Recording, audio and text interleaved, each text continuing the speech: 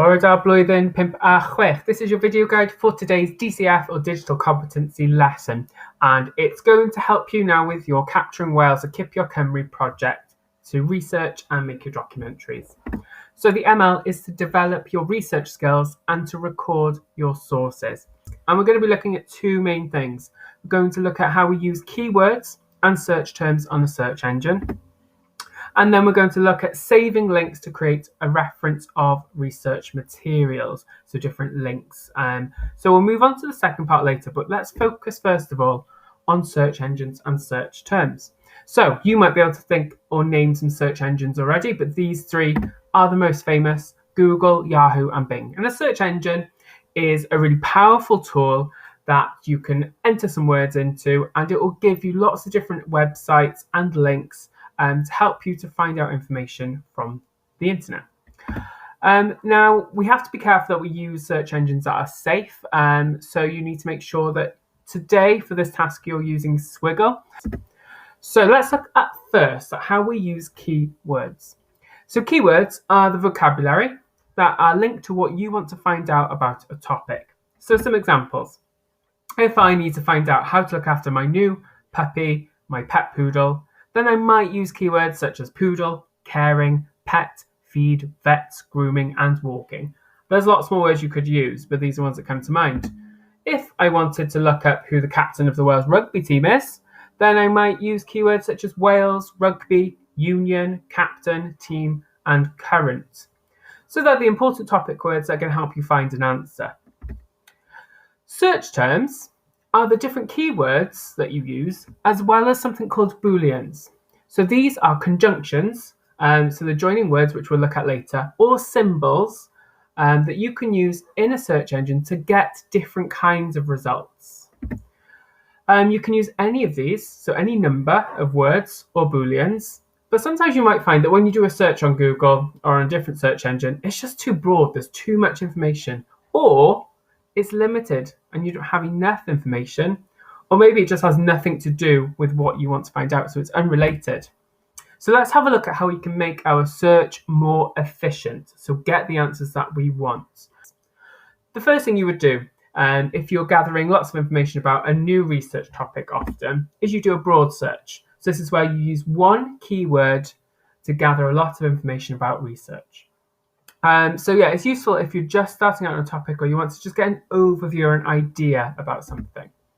So let's stick with the puppy example. I'm on my search engine on Swiggle, and just for a broad search, well, I'm just going to search poodle because I want to find out a bit more about the breed of dog.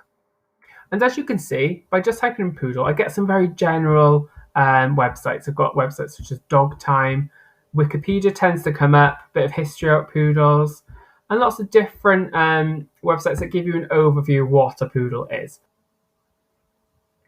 So how do we narrow down our search so it's not as broad as the search before? Well, this is where we use a multiple word search. So we use the plus symbol or the word and we use more than one word to narrow down our results. So every website that comes up in your results will include every keyword that you've included. So as an example, if I want my puppy to be trained by a dog trainer, I might need to find out about dog trainers in my area or find out a bit more about them. So think about the different keywords, the search terms that you could put together to make your phrase. Let's go back to the search engine, and I'm going to be using now words perhaps such as dog and trainer. Just those two words. You don't have to include the and symbol here, but it does help you to know which type of search you're doing. And then it'll give you different types of dog trainers.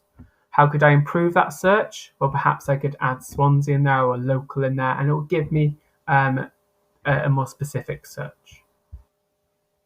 Another way of doing a search is by doing a combined search using the Boolean or. So to compare different keywords, so I've got two different separate search terms, I can put the word or in between them, which will give you different websites, which will only include results for each term. So you're never going to have both words being included in every single website. And I'll show you that in detail now.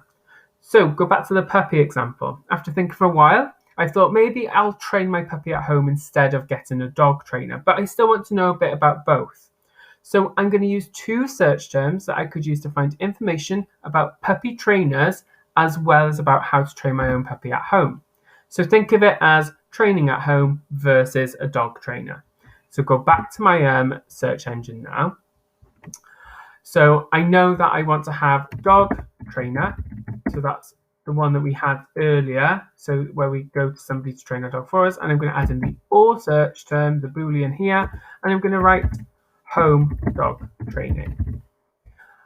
And if I search this, what you'll find now is that you'll have websites that are talking only about dog training at home.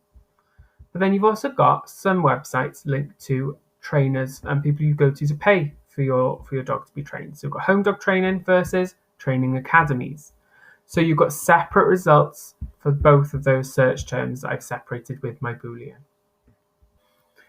Sometimes you don't want to include certain words or certain information. So we do an omitted search where we do the minus symbol with a not as our Boolean. To get results that you don't include certain words, you need to make sure you include those in your search terms.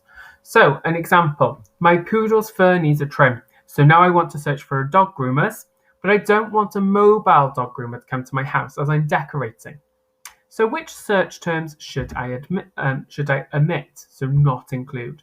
So I'm going to think about search terms linked to mobile groomers, and I need to put this symbol before it. Now I want dog groomer, but I want to omit, so I can either put not or I can put the minus symbol. I'm going to put the minus symbol here. I don't want to have mobile. So I can search, and it should give me results now, which give me dog groomers, which are shops and salons that aren't ones that are going to travel to my home. Okay, and the last trick you can use is by using a phrase search. If you want your results to include a whole phrase in a specific order, you need to put speech marks around your search terms. So this Boolean we'll use this example where my puppy has now chewed everything in sight in my home, which is why I'm redecorating. So I want to find out what others have done about this problem on the internet. So think about which phrases I could search that others might have asked online.